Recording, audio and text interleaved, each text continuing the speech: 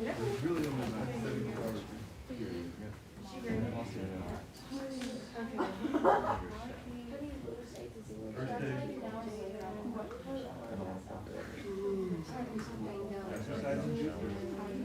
Exercising? Exercising? They need to submit. They need to sit. Right. I changed that because we had so much problemo. Yeah. You are first. I'm last. I'm second. No, Jaden's second. Jaden, second, Molly's first. Oh, I'm third? Okay. I'm the third fourth. Oh, heck yeah. I thought it was okay. And I forced a PK, so 3 of them were Got it? 1, 2, 3, 4. You need to be first. You don't need to sit there. Are you sure you want? Sorry? Good? I stepped in front of this kid. He was coming in class. He has What are times? so I stepped in front of the kid. He just shoved me into the ball. And just pushed both of us into the ground.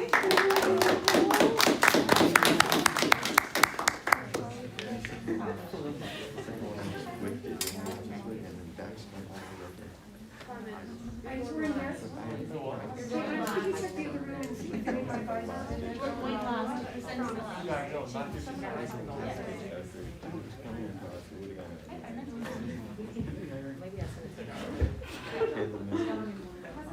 Grayson missed it. And I was just sprinting in and swooped it back. Fine, then you'll be fifth. Okay? I'm gonna time, and after 8 minutes, I'll wave at you, so you may have 2 minutes.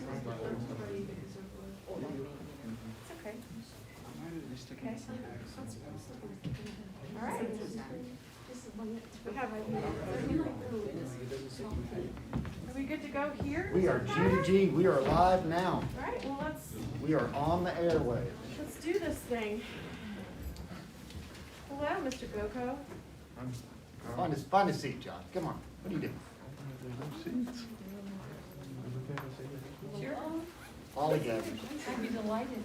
All right, we're actually, we still have 1 minute. Oh, then no, it's fine. Sorry. Molly Kate, do you want to go ahead and get yours pulled up? Yes, ma'am.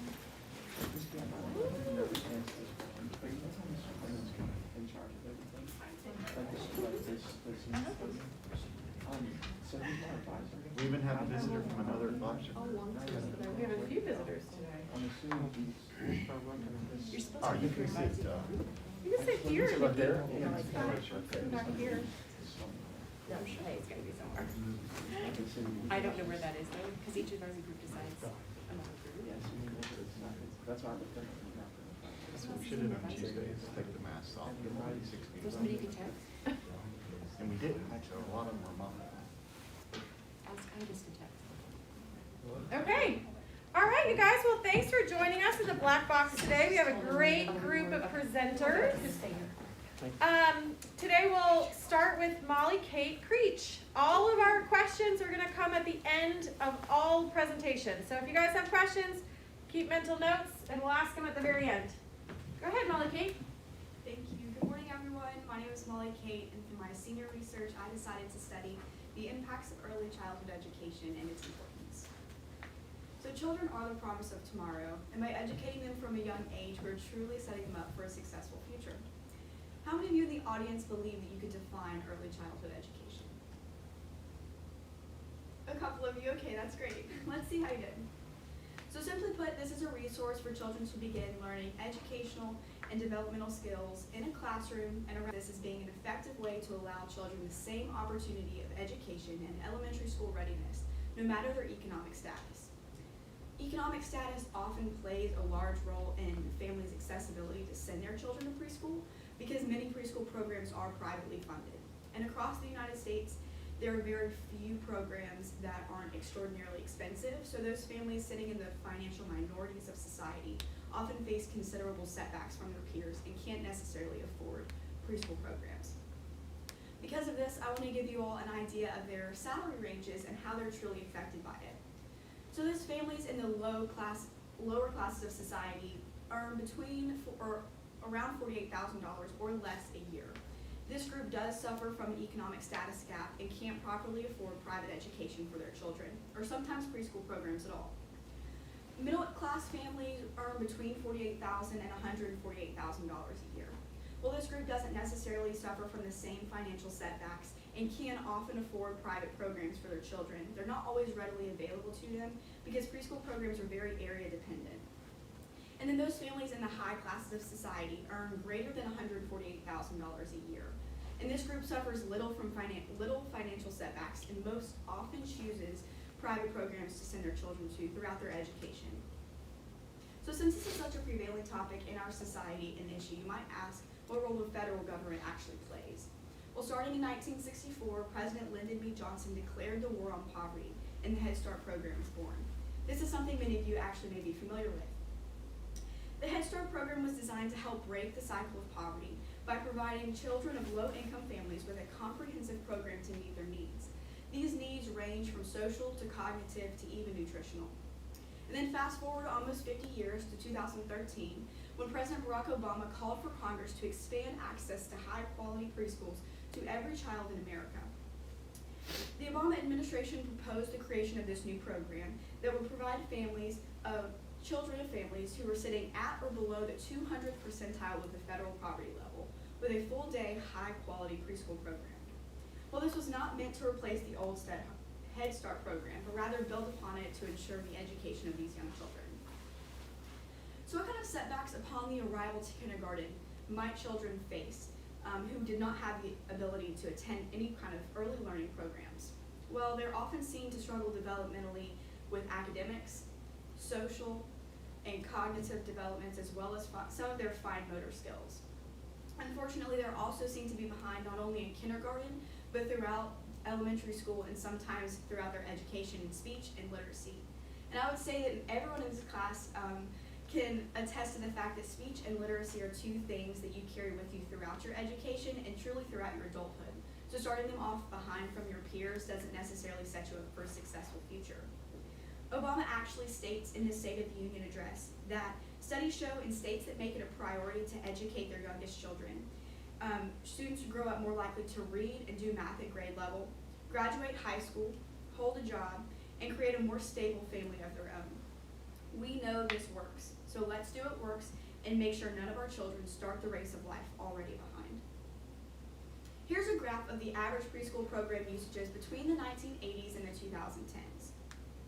In the 1980s, the Head Start program was truly in its adolescence, and over the last 4 decades since then, families have really taken advantage of this program. Since 1980, there has been a 61% increase of usage, and that's roughly 3.5 million students now attending preschool programs.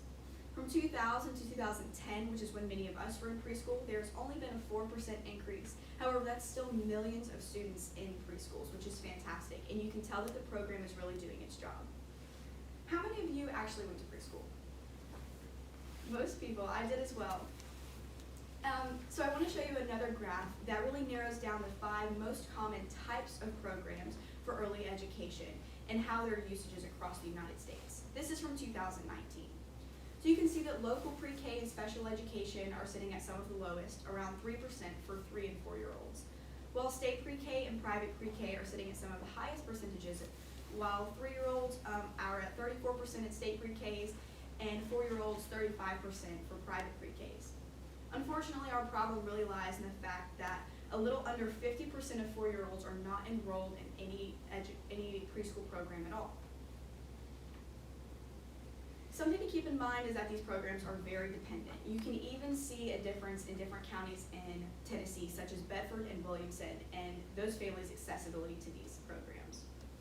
Any child that misses the education window or the preschool window is often faced considerable setbacks.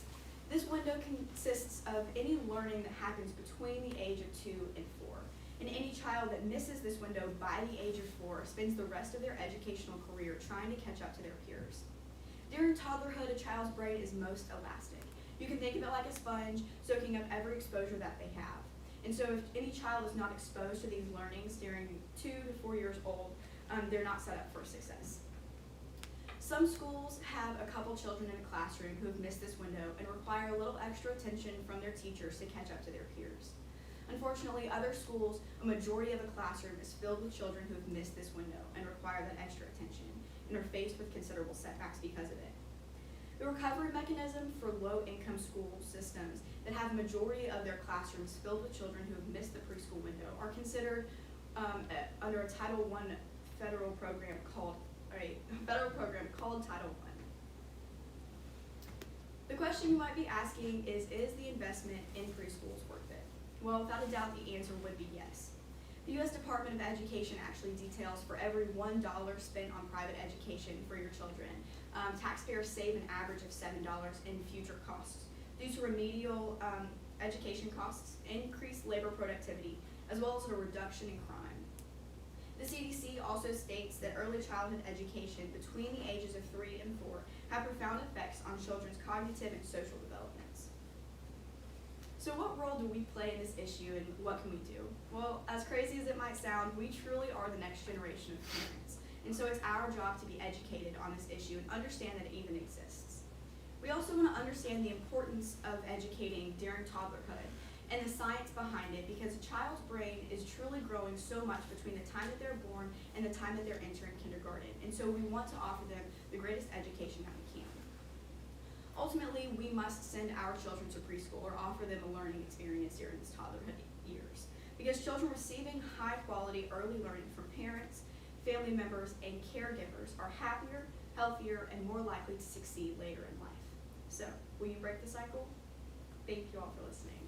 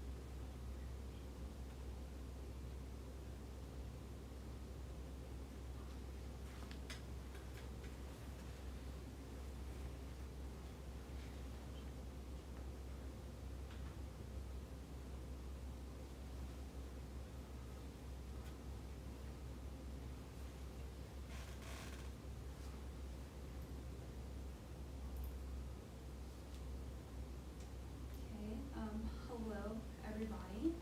My name is Jaden Jackson, and for my senior project, I decided to study fast fashion and its effects that it imposes on the environment. So what is fast fashion? Have you ever been shopping and you go into a store and you see this super cute shirt that maybe one of your favorite celebrities was wearing last week? It's super cute, trendy, but it's also super cheap. Well, this is fast fashion, and as awesome as it sounds, it actually has really bad effects on our environment, and I'm going to tell you a little bit more about what it will do. So these are a few of the common fast fashion brands. Many of these you probably all recognize, and honestly, researching more into this and seeing what all were considered as fast fashion brands, it was shocking to me because they're very expensive items and they're still considered fast fashion. So the vicious cycle of fast fashion. We have 4 points. First are our closets. The fast fashion industry definitely targets our closet, and I use that as my first point because it's kind of the biggest point. In the sense that it attacks our closets and attacks new fads, how long we will keep our clothes, and as a consumer overall, as you're constantly consuming through your closet, it's going to change and it's going to add on even more to this fast fashion cycle. So within our closets, a really interesting quote that I came across was comparing our generation to our grandmother's generation. I know myself personally, I'm guilty of, I buy a new winter coat almost every year. I have different winter coats of every colors, But in comparison to our grandmothers, they would keep a winter coat for years. I know my grandmother still has her old fur coat that she got when she was my age.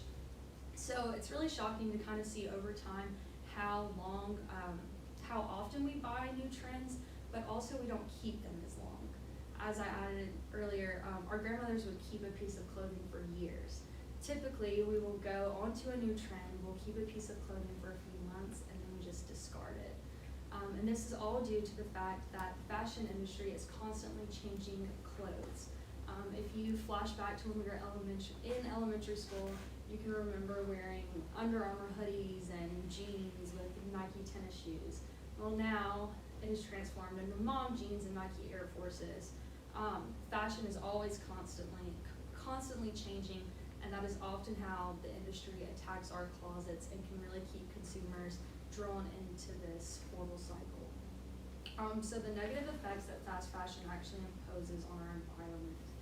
So the fast fashion industry is a big part of this, but the fashion industry as a whole takes up 10% of the carbon footprint on the world, which is kind of crazy to think about if you're familiar with that at all. It's actually a big number.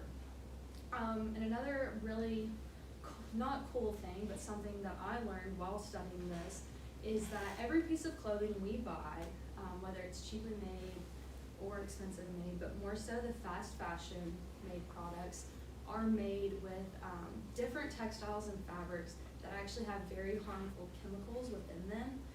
And we see it more so in the cheaper clothing because they're very cheap textiles, they're not as cleaned, and they contain really bad things. So when you go into a store and you buy a shirt and you take it home, it's really important to always wash your clothes before you wear them, because if not, you are actually traveling with these textiles and harmful pollutants that will be released into the environment. And something I didn't know about, but yeah, wash your clothes when you buy them. Moving on from that point as well, animal cruelty. As those harmful toxins are released into the environment, they're actually starting to show that it is harming animals and their ecosystems that they live in. A lot of the times it's traveling within our oceans, and it's starting to have a really huge detrimental effect on the ocean life. Another thing for fast fashion, animals are easily discarded of. They're used for their skins and their furs, and they're treated horribly, and it's really sad, but it's a part of animal cruelty. And then lastly, workers' rights. I could have done a whole presentation on this alone, so I'm going to try my best to sum it up as best as I can. A lot of fast fashion industries, or brands, you'll go into their website and they'll actually say, that they're compliant in their rules of selling, because there are worker rights rules put on these companies. But there's of course always a back door that they can take in order to get this cheap approach so that they can keep selling more clothes to us. Many of these workers do work on minimum wage. However, what I didn't realize, and what many of you probably don't realize, are that, as you can see in this, many of these are adults and they're women. They have families that they're taking care of. A minimum wage is a fifth of what is called a living wage. A living wage is what brings in your basic needs to live: rent, food, healthcare, and whatever that is. So many of these companies, it's honestly sad because they're bragging about how they give workers a minimum wage, but a minimum wage is a fifth of what it takes for a person to actually live. Also going into this, the conditions that these workers have to work in are awful. They will often work 14 to 17 hours a day, 7 days a week, and during the busy seasons, they will work even more than that, and they will not be paid for this extra time that they are working. Often workers are given a set goal that they have to reach every day, and if you do not reach that goal, you will be physically and verbally abused. They will be denied water breaks. Really horrible things happen, and it's just so that we can get a piece of clothing super cheap. And also, again, like I said earlier, the cheap textiles made to make these clothes, it makes these factories that the workers work in super harmful and will really hurt them in the long run. So my solution is eco-confident. Eco-confident is a way of sustainable fashion being able to break this cycle of fast fashion. So my first part of eco-confident is thrifting, which thrifting has become a new fad within kind of our recent past year or two. I think a lot of that is kind of thanks to TikTok, but it's super exciting. Thrifting is a way that people can send their clothes to somewhere without throwing them out into a landfill and worrying about those textiles going out into the environment and becoming a bigger harm within the future. People really enjoy thrifting. It's really fun. You can make a treasure hunt out of it, but I say eco-confident because more eco-friendly, but confidence with it. The cool thing about thrifting is there's so many things that you can find. You can really create this own unique individuality of your taste in your clothing and what you want to look like. I know personally I have found some amazing things thrifting. I have found Lululemon, Versace, Gucci, Cole Haan, just a few brands to name it, and these prices are 99 cents to like $20.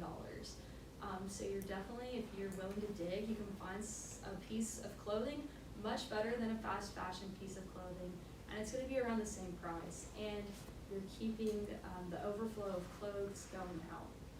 So the next part of this is upcycling, because while thrifting, you actually only have, a store will only be able to sell 20 to 30% of the clothing that comes in. So the other 70 to 80% usually just sits in there. And if you ever have gone thrifting, you'll find an occasional gem and something you like, but then a lot of it you're probably like, oh my gosh, who would ever wear this? Well, that's where upcycling comes into play. People will come in and they will find super cool items, like you can see, like this was maybe a blazer, and then this was just a big polo t-shirt. Well, people will take these apart and they'll use the materials from it, and they will make a really cool item.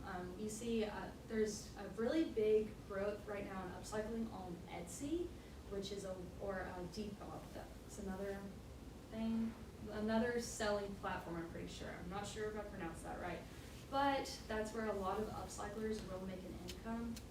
And the really cool part about this is that you're taking out that other 70 to 80% that causes a really big shift in the thrift stores that they cannot sell.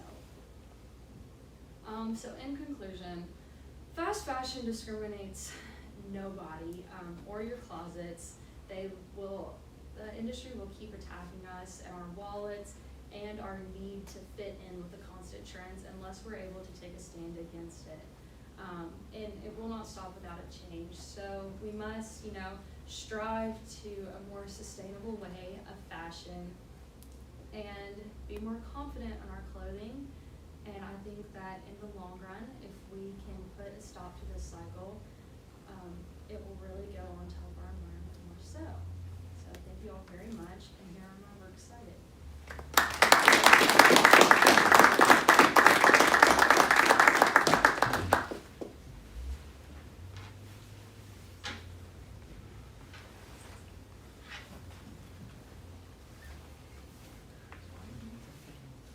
Do you have a question, Feynman?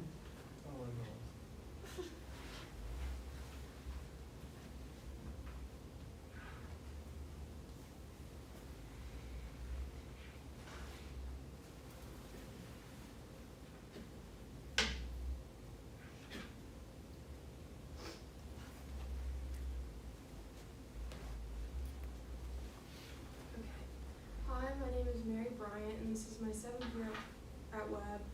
And for my senior research project, I decided to look into puppy mills. So in America, there's a huge sensation with having pets. 53% of American households have a dog in them.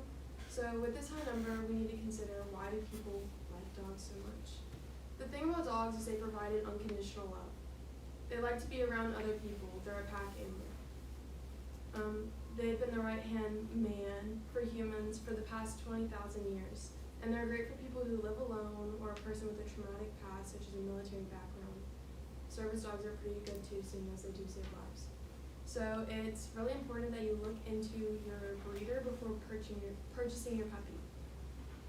The thing about breeders is that there's a lot of bad things that hide behind them, but there is a difference between the bad things and the good things. Puppy mills are an establishment that breeds puppies for sale, typically on an intensive basis. and in conditions regarded as inhumane. The thing about puppy mills is that they hurt the dogs in a long-term way. It causes a lot of behavior problems for the dogs.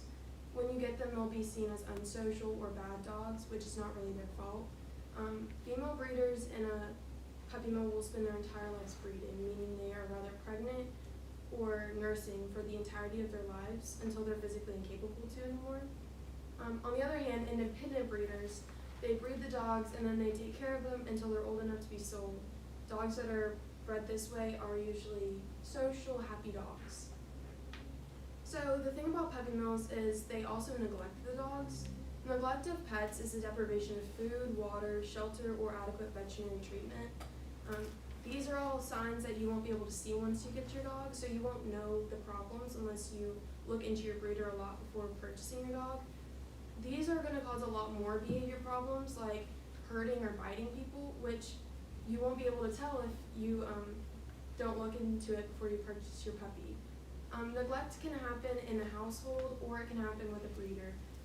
So it's really important that you look into it. So in a pet store, there's a sad statistic that 90% of your dogs in a pet store will be from a puppy mill. So buying from a pet store is usually not going to work out very well.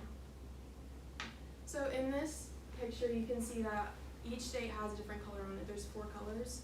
The maroon has a legislation, regulation, and a standard of care for puppy mills. The red has a legislation and a regulation. The dark pink has a regulation, but there's no regulations at all on the lightest pink. This covers 21 states, so it's about 50% of our states. The biggest problem is currently Missouri has the highest number of puppy mills. The issue with puppy mills isn't only in that area though, because people continue to buy their dogs, they keep running. So that's why it's really important that you learn about puppy mills and get to know the fact that they're pretty much everywhere. There's 2 million dogs dying in puppy mills every single year. Think about how we felt during quarantine. We were stuck in our houses for a couple weeks. We had pretty much anything we wanted at our fingertips. These dogs are being put in cages, locked up for most of their lives without even basic necessities. So the warning signs, there's a lot of them. A dog with many breeders, or many breeds, if they have golden doodles, mini Yorkies, and huskies, those are all really expensive dogs, and they're all different, like they're not related whatsoever. So this is a bad sign, seeing as not how many people have like 3 different breeds of dogs in their house. Another thing is if they're not willing to show you where the dog is living. Most breeders will take you to see your dog before you buy it, but if they are reluctant to do that, it's probably because puppy mills are really unsafe, dirty places that they're not really going to be willing to show off. On the other hand, a quality breeder will have 1 or 2 breeds at most, and they're probably related, like a golden retriever and a golden doodle. They are going to ask you questions about yourself to get to know you, to make sure you and your puppy are the right fit for each other. They want the dog to be happy in the long run. But rescue centers are the best option for dogs. They help the dogs the most, but independent breeders are also a great option for buying your pets, seeing as a lot of people want a specific breed of dog. So there's a lot of questions to ask independent breeders, seeing as a lot of puppy mills pretend they're independent breeders, so they should know a lot about the parent of the puppy, seeing as they've had that dog a lot longer than they've had the puppy. Also ask lots of questions about the health of the dog. Has the dog been to the vet? Have they been vaccinated? Have they been dewormed? These are all things that they should know about the dog, and if they aren't, it's really not a good sign. So the biggest problem that I'd like to talk about is Petland. Petland is a chain dog store. There's 131 of them in America, and there's more in other countries. The thing about Petland is that they knowingly buy their dogs from puppy mills. In the store, they keep the dogs in cages on the walls. In the cages, they have holes in the bottom for them to go to the restroom, seeing as they don't take them outside. The biggest issue with this, though, is that people continue to buy their dogs. People are in and out of their stores every single day buying their dogs. So a couple years back, CAPS, which is the Companion Animal Protection Society, conducted a investigation on them. In their investigation, it was found that they are not taking the dogs to the vet whenever they are supposed to, not treating them right, putting them in cages whenever they're sick, and putting them with other dogs, overcrowding their cages. The dogs are not being treated well. The thing about the Petland is they recently added a store in Murfreesboro. In the store, they are thriving. People come and play with their dogs every single day. The biggest issue is that they are still like, they're being successful, and they currently have a lifetime warranty where if you buy a dog, you buy their stuff from their store, this allows you to get a new dog when that one dies. So they seem to care about their dogs very much. So my solution. My solution would be that they don't have a store anymore. Their company doesn't work anymore, but seeing as I don't think I can do that anytime soon, my solution is a volunteer system. If you've ever been to a rescue center like in Murfreesboro, there's Paws. They allow you to walk the dogs and play with them outside while getting volunteer hours. Petland currently has a system where if you're 18, you can come in the store and play with the dogs. Well, in this system, they're in a 10-foot area. The biggest issue with this is that they aren't allowed to go outside. So my solution allows them to go outside as well as letting the person still get to know the dog. Another option is buying locally. If you buy from a rescue center, all the proceeds go right back into the system, allowing more dogs to be saved. So these are all options that are in Middle Tennessee, so these are all really good options. So in conclusion, I hope you buy locally. I hope I've taught you enough about puppy mills so that you don't buy from one in a couple of years. Thank you.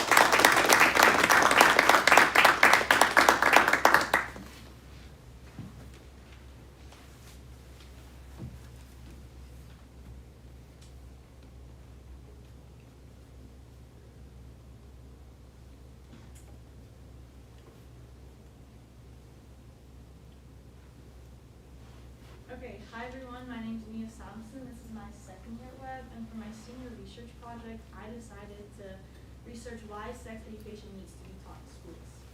So I tried to base my area of research and statistics on either similar schools to Webb, cities nearby, or neighboring states.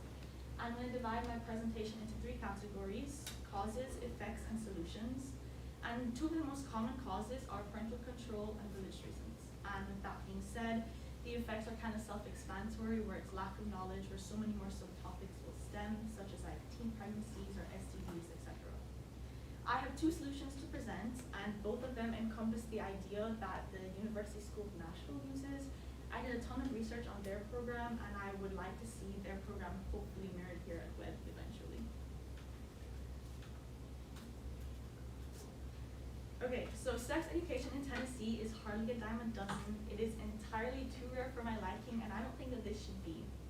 However, there are certain circumstances where sex education is required, and I found this awfully random statistic where if a county's pregnancies, where 19.5 in 1,000 girls between the ages of 15 and 17 are pregnant, sex education in all the public schools in that county is required. And I assume that whenever these numbers lower, that this course will no longer be required. And I don't think it should even have to get to this point. I think it's much better to be safe than sorry. Okay, before I properly get into my presentation, I think we should all understand what sex education really is. I did a lot of my research on Planned Parenthood's website, and they have a lot of information. I'm going to kind of talk more about them later. But according to them, Planned Parenthood helps people gain the information, skills, and motivation to make healthy decisions about sex and sexuality. It essentially just helps anyone really understand any sex-related topic. Okay, here are the 2 main reasons why there is no sex education, and the main one being parental control. Parents are oftentimes really overprotective, and they have the mentality where it's like, I don't want my kids to have sex, but unfortunately, it is a harsh reality, and it's more than likely going to happen. They also think like, if I don't talk about it, it won't happen kind of thing. But like I said, it is a reality. In a roundabout way, parents just kind of avoid it and they're kind of just lazy, they just don't want to have to deal with it. And secondly, the second most common reason are religious reasons. A lot of religions have the abstinence rule or the no sex before marriage rule, and it also kind of comes in here where it's like, if I don't talk about it, it won't happen. Many parents think that sex education only encourages sex, and I cannot stress this enough. Sex education programs is not just about sex, like that's not the only thing that they're taught in the syllabus. I will kind of go through more what the syllabus will entail in a little bit when I talk more about Planned Parenthood.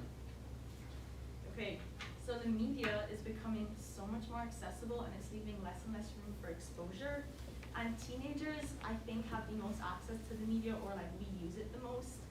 And almost everywhere you turn, there is something that's going to be sexually related. So some examples of the media could be songs or TV shows and movies and even advertisements.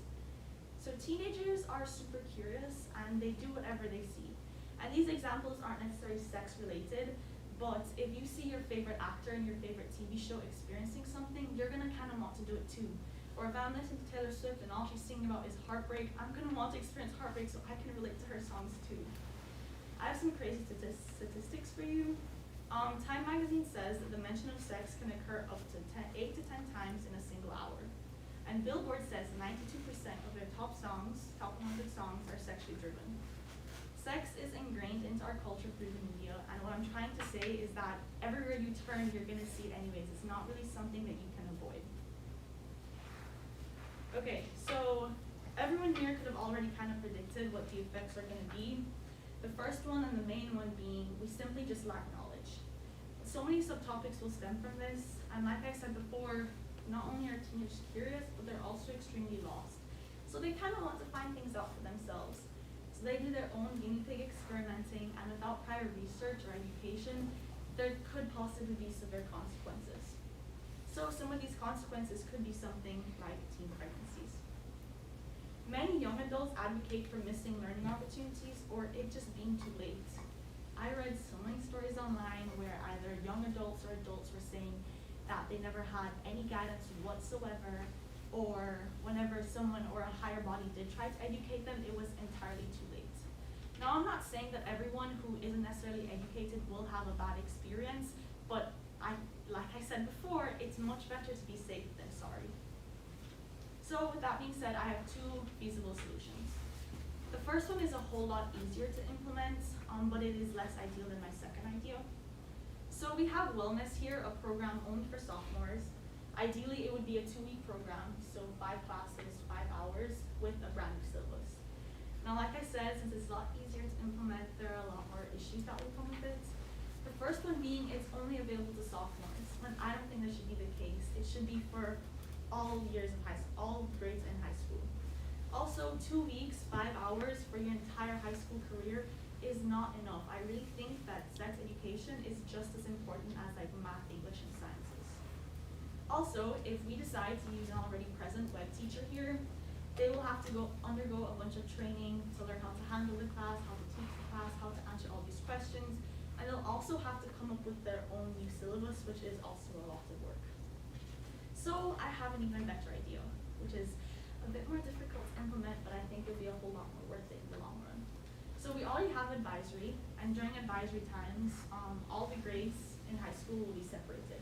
It will last for 2 weeks, so once per semester. And earlier on, I was talking more about Planned Parenthood, and I was kind of saying how I'm going to talk about it a bit later. Well, Planned Parenthood reaches 1.6 million people every year, with 64% of which being either in high school or middle school. They provide courses for young people, and they provide professional training. I kind of went through their syllabus just to see like what exactly they do offer, and they offer so much. Like I said a few moments back, it's not just sex related. So they offer human development, sexual behavior, mental health, personal behavior, and so much more. So the second option, as you can see, offers so much more time rather than just 5 hours out of your entire high school career. Of course, there have to be an opt-out option, or if a parent genuinely is not comfortable with their kid learning this, then they do have the opportunity to not take this class. But with that being said, they can't just have like some random reason as to why they don't want their kid to be enrolled in this class. So whoever the faculty member or advisor is in charge of this program, they will have to be responsible enough to like gauge validity of the parents. Has to be a valid enough reason to not in this class. Okay. 8.5 in 10 teenagers haven't had any sex-related program taught to them or anything related for the matter of fact. And I hopefully you guys all think this now, but sex education works. And if you want me to prove it to you even further, I have a success story to tell you. It's based on an area in California, a smallish area in California. And I know California is on the opposite side of the country. It is completely different cultures from Tennessee. But Tennessee is yet to have a success story, and when they do, I'll be back to tell that story. So they implemented sex education in public schools in a specific area. And after 10 years, the local teenage pregnancy rate dropped 50%. And for a bit of a comparison, the national rate at that same time dropped only 37%. So, teenagers need an outlet to learn about something that is inevitable. Don't let an opportunity get lost before trying to fix things. Being advantageous can only benefit us in the long run, and be careful rather than hold an unsure future. I am a strong advocate for this, and hopefully you are now too. We're excited. Turn on image credits. Thank you.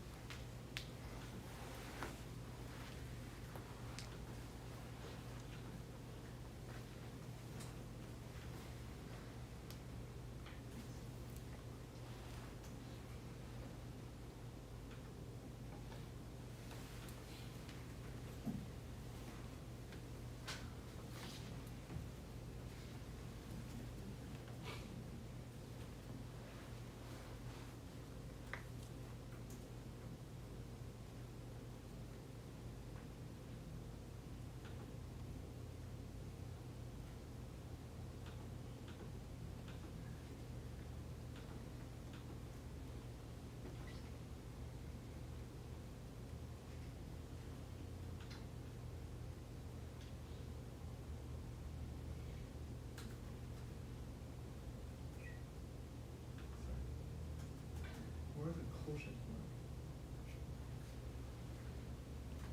Oh.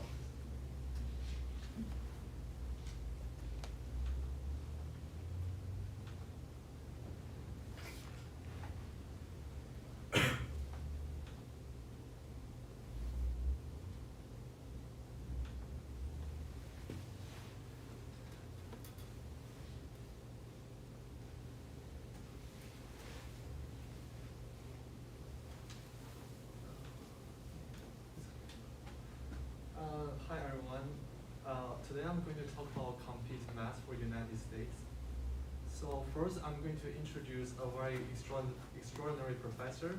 He's a Norway professor. The reason why I say he's very extraordinary because he successfully predicted the 1978 Iran Revolution, the collapse of Soviet Union in 1991, and the economic crisis of 1987, 2008, and 2011.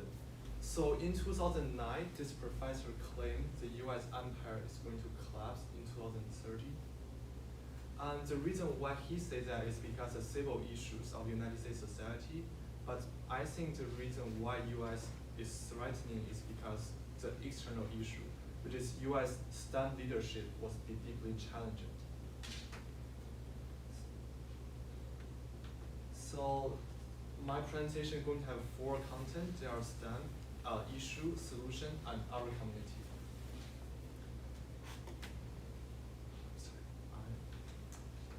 Okay, so the first is the importance of STEM. So what is STEM? STEM means science, engineering, technology, and mathematics. So STEM and economy. So the following list are the 10 most profitable companies in the United States, and all the companies that are in red color are STEM related.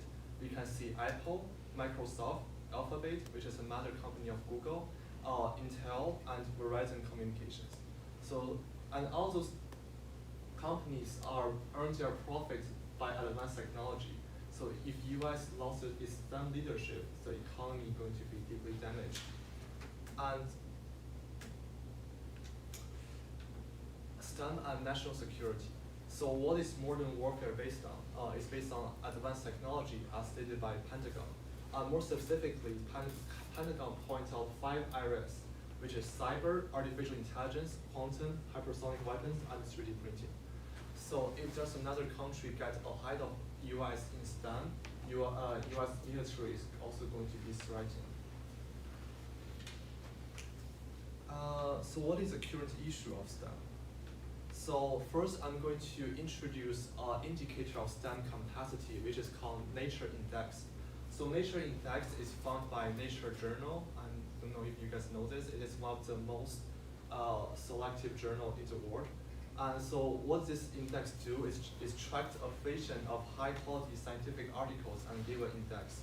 So a country's research output is measured by the sum of the index of the paper from that country. And the bigger the number is, the better the country is. So what is United States? So as you guys may know, United States are still the largest research output country in the world. And followed by China in the second one. But the current issue is that from the graph, we can see the blue color is US. So US basically stayed the same in the past 5 years, while China has made a significant change, increasing in the research output in the past 5 years.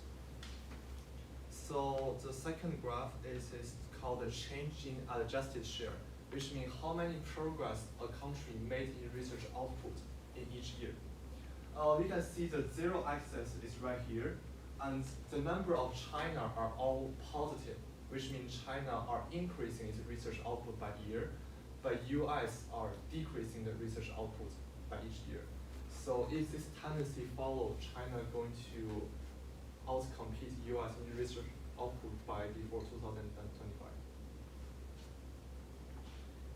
In fact, the reason, the issue of United States STEM is not just in advanced research, but also in the teenager education.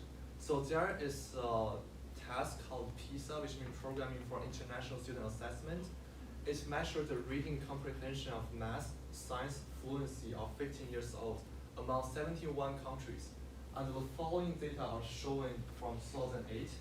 So we can see from mathematics and science, US has a huge difference with China.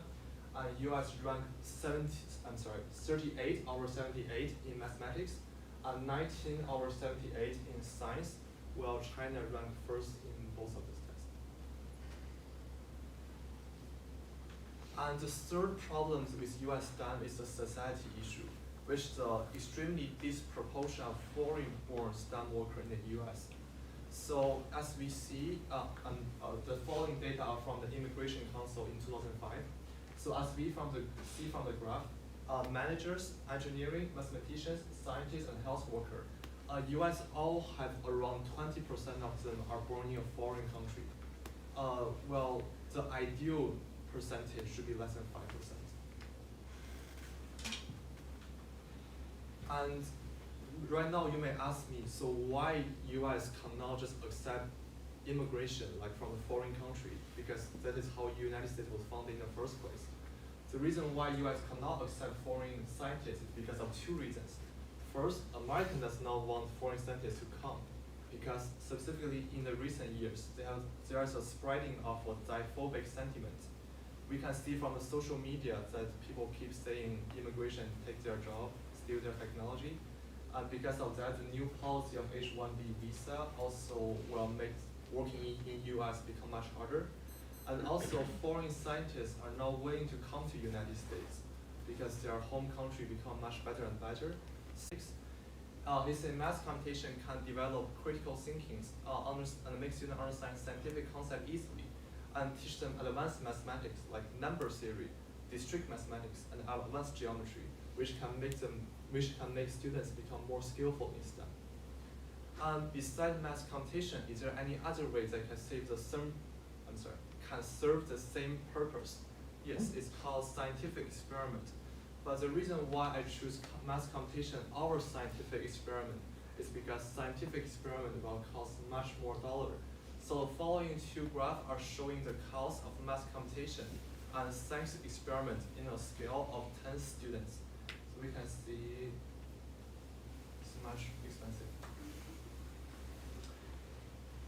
Okay, and why I choose high school math competition? Because according to the research from Hutchison, the guy we mentioned earlier, the majority of the students choose besides their major in college in high school, as shown by the graph, high school. And now we are going to talk about our communities. So math competition in the White High School. So we currently have 4 different math competition. The elementary level are Math League Prize, which is we have 6 times a year. Each time is 30 minutes. Everyone above eligible 1 are welcome to join. The second one is TMTA, which is a medium level. It took place in April, 90 minutes long, and selected students from each class are welcome to join. And the third one is advanced level, which is AMC. We have it on February. It's a 75 minutes long test, and top students of the school are encouraged to join. And the last one is extremely advanced level. It's called American Inventional Mathematics Examination, which is a 3-hour long test. We only have 1 student every 5 years in the web school are qualified for this math competition.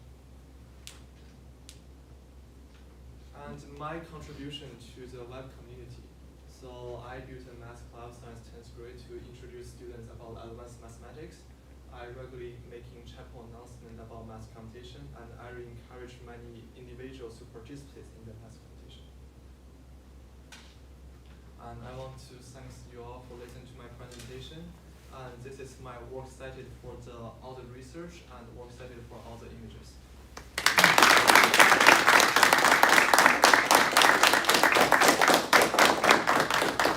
Okay, if we could have the presenters stand in the front of the room. And now we'll open our Q&A session. We have about 10 minutes for that, so fire away your questions. I have a question for Molly Kate.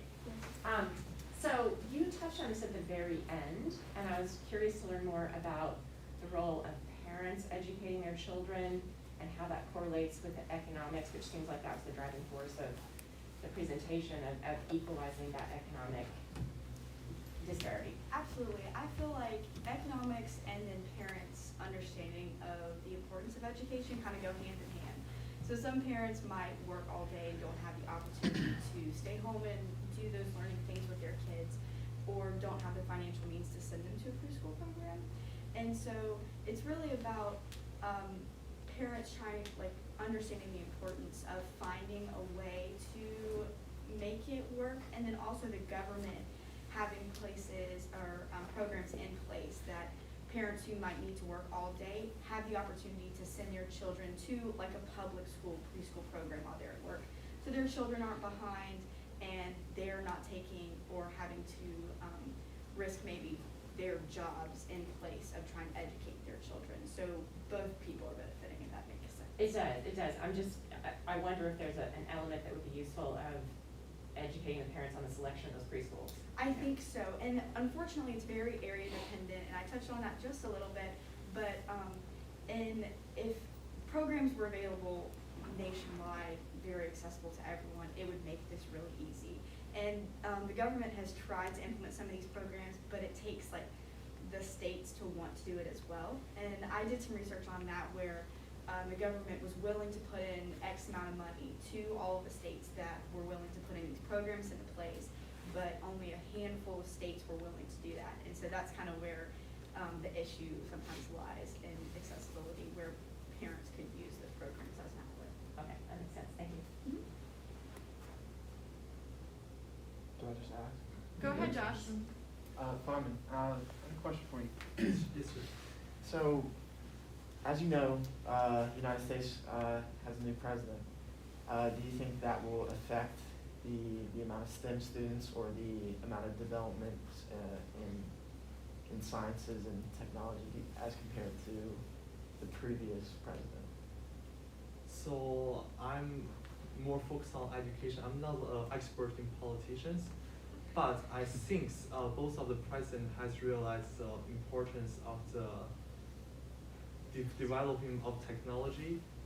But I'm not sure how much dollars they will spend on the specific program based on their ideal, because I don't think presidents are directly control of the funding of each because in the United States, all the research are controlled by each university. They're not like controlled by a central like government agency. So each university's research are funded by the assist, like from the from each investment.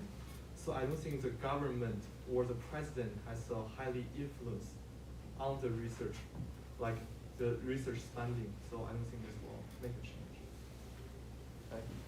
Luke? So Mia, say I had a kid, what would be valid reasons for them not to take that class? Well, it is kind of like what I said, whoever the faculty or the advisor is in charge of this program, they have to gauge the validity of whatever the parents are saying. Like if your kid has 3 sports after school and you're like, he or she doesn't have enough time, that's not valid reason, because this is just as important as like math or English. So it's just all based on the validity and whoever's gonna decide that. Yeah. I have another one for Jaden. So about like the fabrics, I guess, or like the chemicals released into The textiles used to make the clothing. yeah, them. What about hats? Like, cause I know a lot of people don't wash hats that they buy because it will ruin them and the way they look. So did you do any research on like?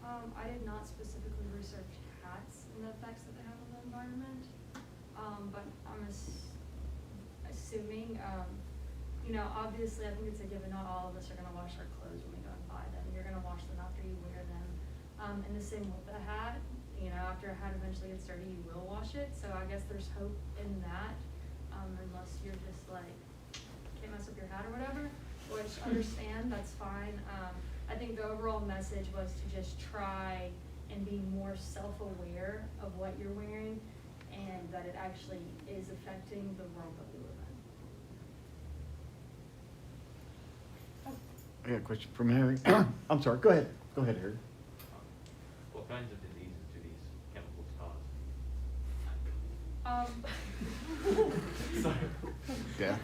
I think it's just kind of, you know, you learn about the air pollutants. It's, you know, as dangerous. I mean, not obviously as dangerous, but it imposes the same threats as the pollutants you inhale as you're smoking. These are the harmful pollutants coming off of these textiles that I was really trying to explain. And it's more so, not only are we inhaling this and it's affecting our bodies, it's not necessarily disease you're going to get, but it's going to affect your lungs for the worse in the long run. But it's also really affecting the environments which animals live in, which you will eventually learn later on that also will affect us because we need oxygen to breathe and we get that from those environments. Mary, I could not figure out, has Petland rehabilitated itself and goes out of their way to make sure the animals are healthy and in a good environment? So they reinvented their sayings, I guess. On their website, it even says like, we're the best place to buy your pet. But it's, research shows that they are still buying from puppy mills.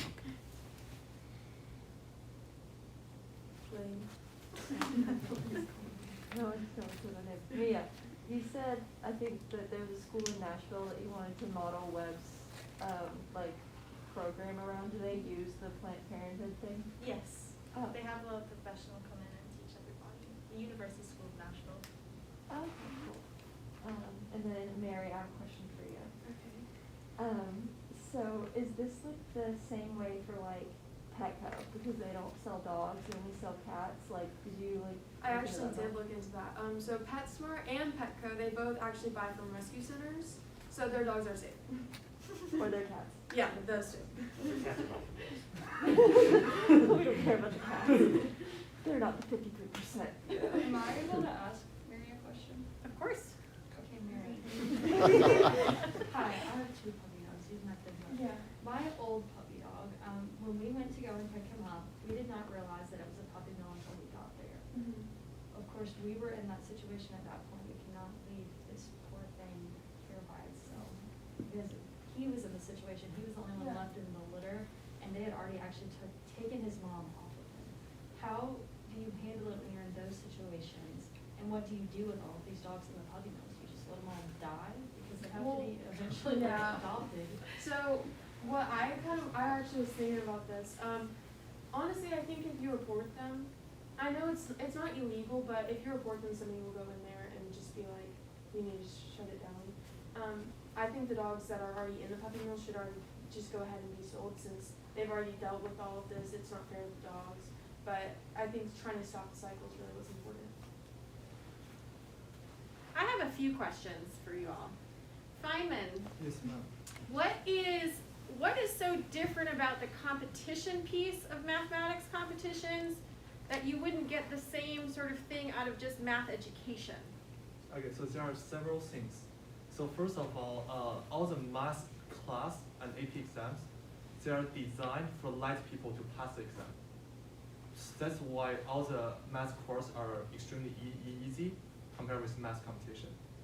So they are not challenging student enough. This is the first difference. And the second difference is that math competition is like a sports competition. It is a competition. That is why when you do a good job in that, you are going to be announced, just like a sports. So it's going to be motivate students. But like if you do well in a math test, no one will announce your grade in the chapel. So, and this is the second difference. And third difference is math competition, as I mentioned earlier, is like a games. So there's some very interesting question can increase the interest in mathematics. Well, the math course is basically just you learn the concept, you test the concept, you examine the concept, then you understand the concept, which is not fine. That's, I think, the three major differences. Okay, thank you. Mia, Planned Parenthood, whether one likes it or not, carries some stigma because of other procedures that they offer in certain states, right? How would a school like Webb be able to divorce itself from that stigma and in order to be able to bring a program that they offer here? Because, quite frankly, I think some people would be concerned about the use of their programming. Okay, I think it's also important to recognize that it's not necessarily the people inside of the Planned Parenthood business. It's not the same person that's teaching, it's also the same person who's into that stuff that you might be talking about. But it's completely divided. So, and that's stuff that you're probably talking about is probably something that's going to be mentioned anyways, and these are just things that people are gonna hear about eventually. It's not something you can run from forever. So you say confront the stigma. Yes. Okay, and just a piece of clarification, because I sort of live in academics. Wellness is offered typically in the 10th grade, but it is a graduation requirement. So all students, regardless of what grade level in which they take it, will have wellness. Yes, I know that, but the issue with that is, because it's a semester class, right? Correct. Okay, but that's only 5 hours out of your entire high school career. Or this whole How do you calculate 5 hours? Because it's 5 classes for the 2 weeks the 2-week idea that I had. Oh, So in the that's current like- syllabus? Yes. Okay. Yeah, so, but then if you do the whole advisory idea, then that's a whole lot better because you have to take this every single semester. Every year. From your freshman year. Got it. Of your senior year. Yes. That's helpful, thank you. Jaden, how did you come to your topic? How did you find your topic? How did you learn about it? Duh, I love fashion. Right, but how do you know that did you have guilty. that previous knowledge I was before you went into it? person of buying fast fashion. And then one day it kind of struck me, I was like, oh my god, how am I able to get this for so cheap? And I just did further research and I became more self-aware of the places that I was buying from. And I was like, oh no. And Did that realization happen prior to this project? no, it happened a year ago. This actually was originally an idea that I thought about wanting to do for my junior project. Got it. With the whole upcycling segment of it. Awesome, thank you. Any other questions in the room? Oh, there's many questions. How much longer do we have? Questions? We have 2 minutes. 2 minutes. Feynman, Yes, sir. STEAM. Do you think it's a valid argument that art needs to be included in any STEM program? STEAM? Yeah, you add an A into STEM. It's called STEAM. So what is STEAM mean? You mean like the Like you take the A for art and put it in STEAM, like to make like STEM. science, technology, engineering, art, Art, mathematics. mathematics. oh, do I think art is important? Well, yeah, I guess in a big picture, yes, but a lot of people have said that by adding the A to STEM, you like double the output of the STEM side. So I'm not an expert in art, but I agree with your opinion. Because first, if you look at the ranking of MIT, Massachusetts Institute of Technology, MIT was ranked 7th in art according to QS ranking. So we can see, and MIT is definitely the most famous research institute in the United States. So based on this data, I can conclude that art is important in STEM education, but the reason why it's important, actually, I don't know. Okay, that's all right. I'm It's not okay. an expert. I just, yes, if you thought it was important. You still have slides. Yeah, I had a question that kind of like pulls both of your presentations together. Okay. You were talking about early education for kids, and you were talking about people falling behind in STEM and that not reaching. For Feynman, do you think that this kind of STEM mathematical thinking is applied early enough in education? And for Molly Kate, what kind of can that kind of thinking be applied in a preschool setting, like that could lead to further development, and is it adequately applied now? Do you want to go first? You go first. Okay. Lady first. I think that because some kids will go to preschool 4 years old and then go to kindergarten. Other kids will go to preschool from 2, 3, like all through those couple years. And so I feel like that the programs, once you get into like the 4-year-old who's about to go to kindergarten that's starting math, would not be necessarily a bad thing. But I don't think that they're doing it now. I think their focus is writing and really some of like the fine motor skills that you learn to like cutting and doing simple tasks and kind of cognitive development. So they're really kind of trying to grow their brain so that when they get into elementary school, when they start doing like real classes, so English, math, science, things like that, that they're cognitively prepared, if that makes sense. But I think that it would, going along with what Feynman was talking about, if they started it earlier, because I'm not sure how much math is even in kindergarten, let alone in preschools, that is taught. I feel like it's more of like a 1st and 2nd grade thing when you start doing math, that starting early would benefit him as well, like that whole process. So I think like the early math education in terms of interest is very important, because from my observation of both US culture and Chinese culture, I find majority of the US students are either afraid of math or either does not like math. So I think if US education in a very early age can develop student interest, it's definitely going to benefit the society as a whole. Thank you. Okay, well, thank you guys very much.